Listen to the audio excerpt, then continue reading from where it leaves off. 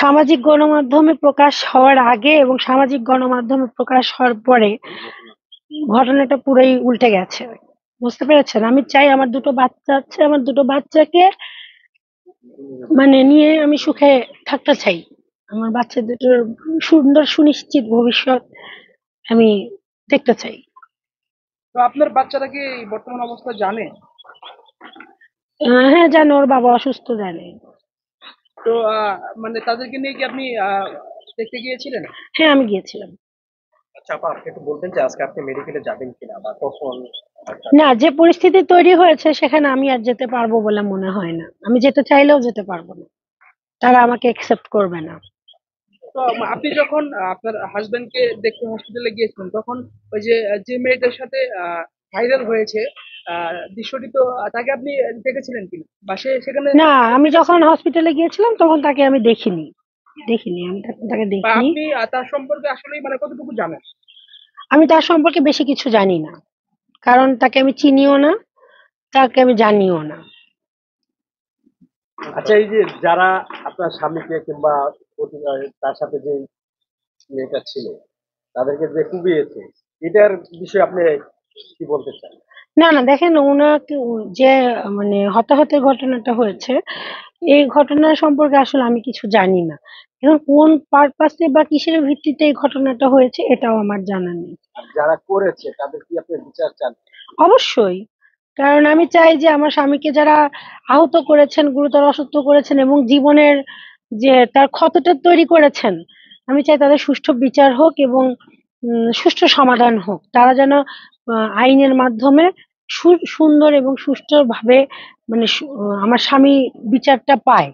এটাই আমি চাই। আচ্ছা আপা, আরেকটা বিষয় দেশবাসী জানতে চান। যেহেতু আপনি 8 বছর সংসার করেছেন, একসাথে ছিলেন, হ্যাঁ। হঠাৎ করে এই ঘটনার পরে, আহত হওয়ার পরে প্রথমেই স্ত্রীকে পাশে চায় স্বামী, আপনার বেলা কেন এরকম হয়ে গেল, উল্টাটা হয়ে গেল?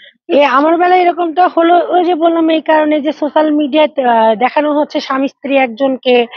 ইভেন হসপিটালে যখন তারা গিয়েছে তখন তাদেরকে স্বামী স্ত্রী হিসাবে পরিচয় করিয়ে দিয়েছে। তো তারা যেন বুঝতে না পারে যে তারা স্বামী স্ত্রী নন, এটাই যেন প্রকাশ পায় তারা স্বামী স্ত্রী। এই জন্যই তারা আমাকে মানে একসেপ্ট করছে না। আমি তাহার সাথে বাহিরে যাই না। হ্যাঁ, এখন আপনি বাহিরের চোখের আড়ালে কি করছেন, আপনি যখন আপনার সবকিছু শেয়ার করছেন না, তখন আমি কি করে বুঝবো যে উনি আসলে বাইরে কি করছেন কি করছেন না।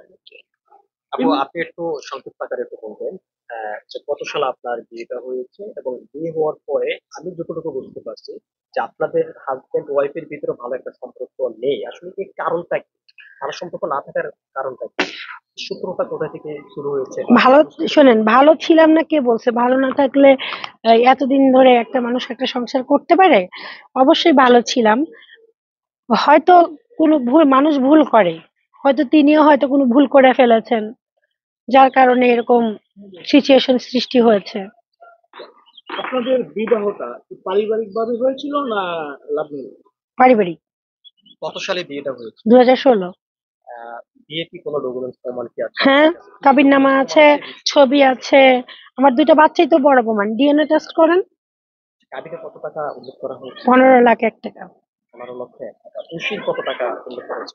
উসুল উসুল কোনো টাকাই দেয়নি। উসির কোনো টাকা। না। আপনার একটু বিস্তারিত ঠিকানাটা যদি একটু বলেন, আপনার দেশের বাড়ি কোথায়, আপনার বাবার বাড়ি কোথায়, আপনার শ্বশুর বাড়ি? আমার দেশের বাড়ি হচ্ছে সিরাজগঞ্জ জেলার উল্লাপাড়া উপজেলার উল্লাপাড়া উপজেলায় আমার বাবার বাড়ি।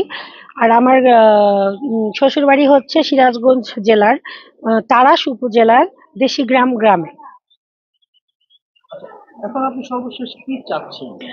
আমি চাচ্ছি যে মানে যে প্রক্রিয়াই হোক, আইনি প্রক্রিয়াই হোক, আপনাদের মাধ্যমে, আপনারা যেহেতু সোশ্যাল মাধ্যমে জানিয়েছেন বা যেটা বলেছেন যে ওনারা দম্পতি, আমি আমার স্ত্রী এবং সন্তানদের একটা স্বীকৃতি চাচ্ছি এবং তার সাথে সুন্দর এবং স্বাভাবিকভাবে জীবনযাপন করতে চাচ্ছি। কোনো মানসিক টর্চার, কোনো প্রেশার এবং কোনো মানে উম, বহির্ভূত নির্যাতনের চাপ, এটা যত না হয় আমি সেটাই চাচ্ছি সবার কাছে। তার মানে কি আপনাকে আগে স্বীকৃতি দেওয়া হয়নি আপনাকে? না, স্বীকৃতি দিয়ে না দিলে তো আর আমি সংসার করি না। কিন্তু যখন সামাজিক মাধ্যমে এসেছে, সামাজিক মাধ্যমে তো স্বীকৃতিটা আমাকে দিচ্ছে না কেউ। আপনারা সামাজিক মাধ্যমে অন্য একজনকে স্ত্রী হিসাবে আখ্যায়িত করছেন। তারা তার জন্য আমাকে নীরব থাকতে বলছে। অন্যজনকে স্ত্রী হিসাবে আখ্যায়িত করছেন। তাহলে সেখানে আমাকে অস্বীকৃতি দেওয়া হলো না? আপনি কি আপনার স্বামীকে ফিরে চাচ্ছেন কিনা আপনার জীবনে অবশ্যই, অবশ্যই। একটু বলে দেন তাহলে। আমি চাই আমার হাসবেন্ড আমার জীবনে ফিরে আসুক এবং আমার সন্তান এবং আমার সাথে সুন্দরভাবে সুখে সংসার করুক।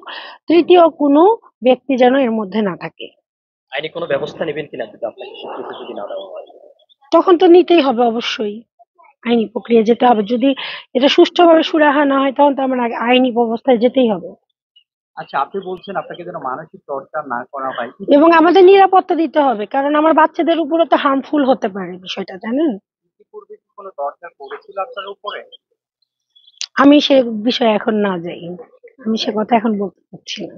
তার মানে আপনি যে কিছুক্ষণ আগে বললেন যে আপনার মানে নিরাপত্তা চাচ্ছেন, তার মানে আপনি এখন নিরাপত্তাহীন অবস্থায় আপনি রয়েছেন। আমি নিরাপত্তাহীনতায় ভুগছি। কেন? কারণ তারা আমাকে নানাভাবে জড়িত করছে, বিদ্ধ করছে। কারণ আমার একটাই অপরাধ হয়েছে যে আমি আপনাদের সামাজিক মাধ্যমে রিভিল হয়েছি।